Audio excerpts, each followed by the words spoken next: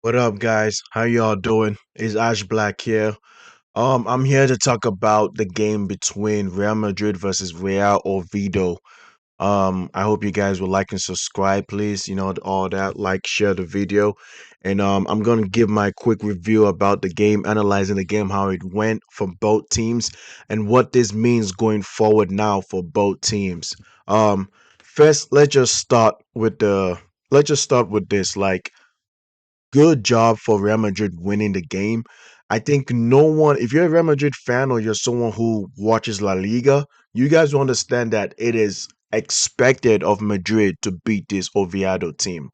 I mean, come on, Oviedo is 20th in the league.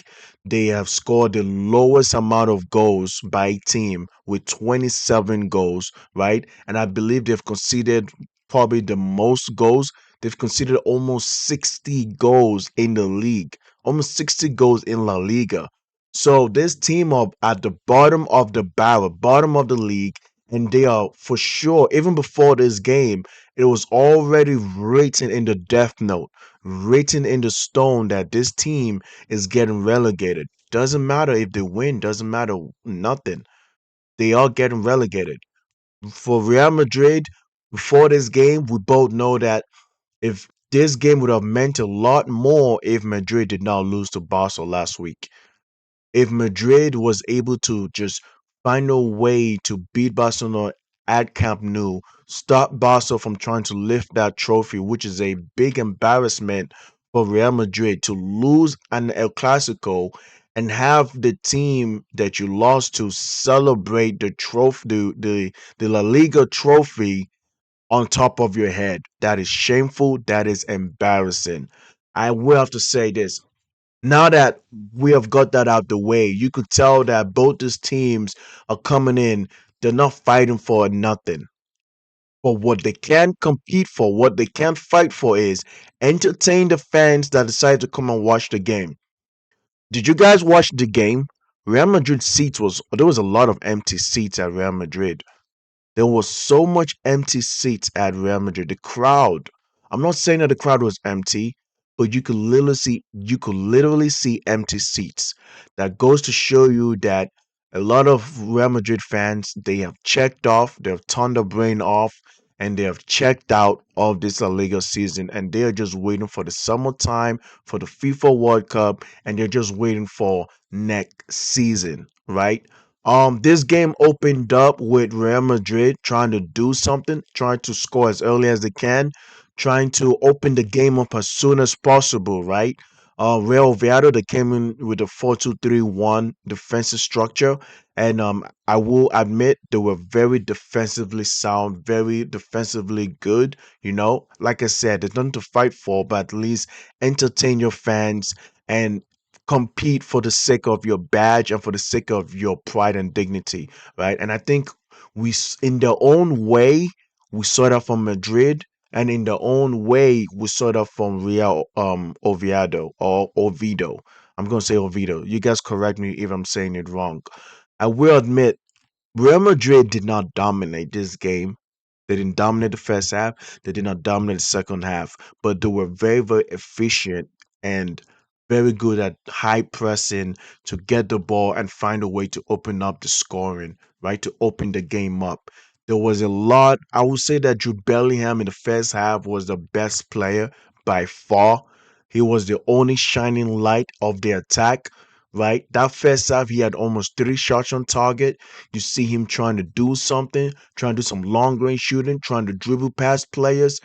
It just felt like even though Real Madrid was efficient in scoring i- and doing the shot on target, it felt like there was a lack of team chemistry, bro. There was a lack of sense of urgency. Oviedo had couple moments where like they were passing the ball to each other, and they looked like they were the team that was the host, trying to entertain the crowd, right?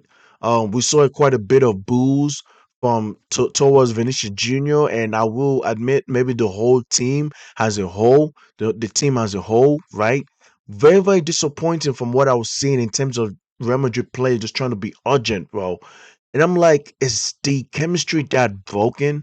Obviously, you're gonna see a couple handshakes, you're gonna see a couple high fives between the Madrid players, but maybe that is just for show. Maybe that is just them being professional, bro. Off the camera, off the pitch, with no one watching, we're hearing so much background noise, bro. Guys are punching each other. Guys are doing UFC, right? You have a whole lot of bickering. You have Danny Ceballos yelling with Abraham Lincoln, aka Arbeloa. Like it is just all around bad. But then I will admit I saw a little bit of high pressing from Real Madrid, and that was how Gonzalo Garcia scored that goal. Beautiful high pressing that I saw from Carreras and Brahim Diaz. Brahim Diaz had the ball, couple more touches, gave the ball to Garcia, one touch, turn around, bang. That's how you do it. That is the conventional. That is what it means to be a traditional number nine. One touch, turn around, shoot the ball. No need for none of that extra touches because when you have all that extra touches, right, you are allowing the defense to settle in, to reposition themselves, and for yourself to get double team. That's why when it comes to strikers, your positioning matters a lot. And Gonzalo Garcia, I feel like, in my opinion, he's a player, he's a striker that Madrid has to keep. You have to keep this kid.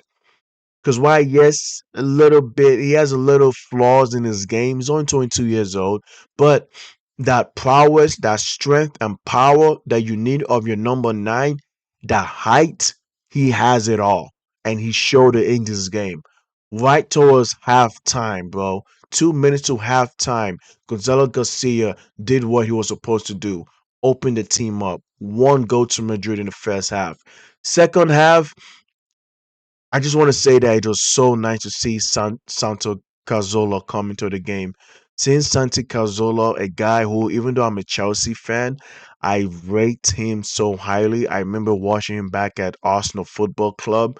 His dribbling, the way he had such a his freedom and expression on the ball. Right, obviously he's up there in age, and people have to understand, man. This guy had an injury crisis, bro.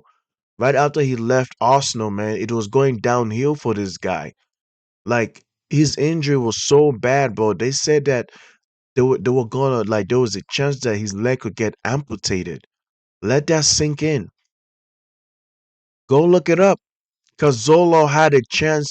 Like they said, the doctor said that they might have to amputate the leg because the injuries and infection and all that. But yet this guy never he never said never. He never said die. He never gave up. He has such a strong will, and as you can see, he's playing football, enjoying his time, enjoying his life.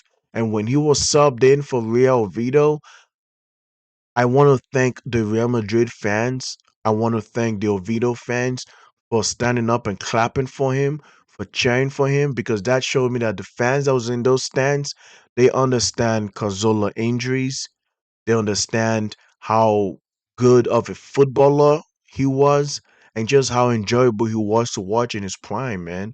And this guy just playing it for the love of the game. So I wanted to dedicate this extra minutes to Cazorla. He deserved it. And I'm sure you guys understand exactly what I mean. Second half by Real Madrid, right? Nothing much was going on. We've seen a whole lot of a lot of sub changes going on. Trent came off, Danny Carvajal, another guy that I will also congratulate. This might be his last season as a Madrista, which is understandable because there's a lot of cleaning house that needs to be done.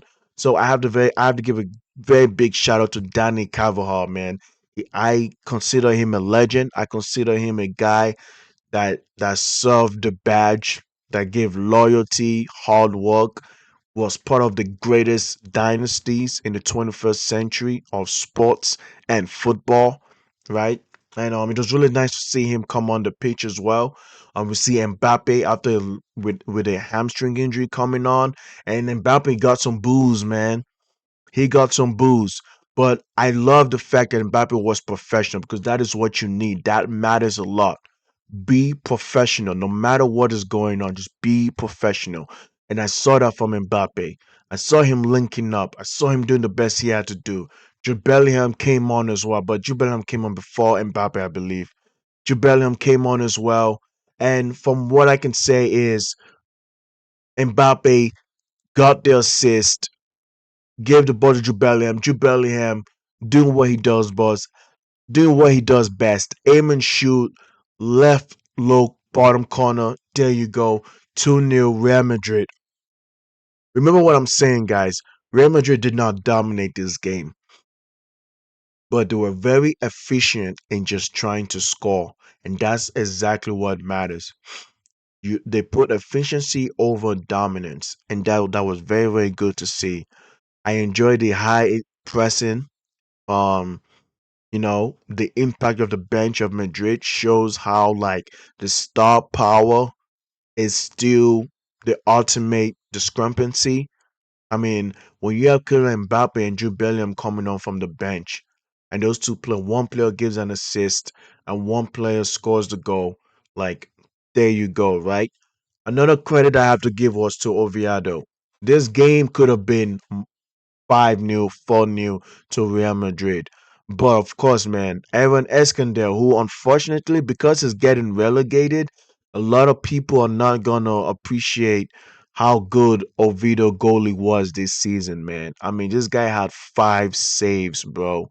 5 saves in the game, and he is also one of the best goalies this season in at La Liga. Obviously, he's not going to win the award because of the clean sheets and all that, and Oviedo getting relegated. But this guy has been saving so many goals, man. Trust me, bro.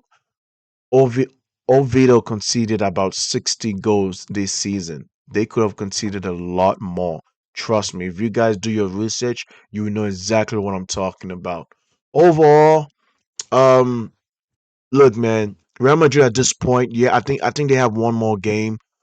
Um, Let me actually double check. If I remember correctly, they'll probably have 2 more games or one more game.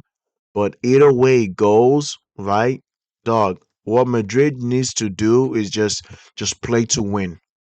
Just play to win. That's all what Madrid needs to do, bro. Just play to win. That's all. Like find a way to win, dominate, try to keep it clean sheets. Just let the fans have some enjoyment, bro. They have already checked out of this season. It's another trophyless season, and now everyone is going to be looking towards the World Cup. That's all what you have to do. That's it. Anyway, guys, that's it. Please like and subscribe, and I'll see you guys next time, y'all. Ash Black is out. Peace.